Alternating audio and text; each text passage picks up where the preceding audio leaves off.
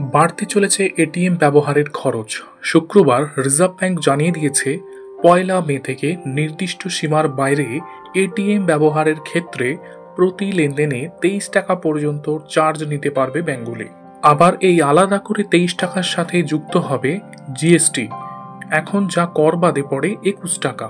এর ফলে মে মাস থেকে বাড়বে গ্রাহকদের এটিএম থেকে টাকা তোলা, ব্যালেন্স দেখার মতো নানান কাজের খরচ। বর্তমানে মাসে ৫ বার পর্যন্ত গ্রাহকের ব্যাংকের নিজস্ব এটিএম নিখরচায় ব্যবহার করা যায়।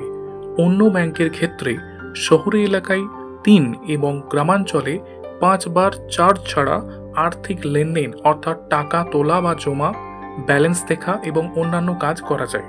দুক্ষেত্রেই ওই নির্দিষ্ট সংখ্যার বেশি এটিএম ব্যবহার করা হলে প্রতিটি লেনদেনে চার্জের সীমা ২১ টাকা। আর এবার এই ২১ টাকাকেই বাড়ানো হয়েছে।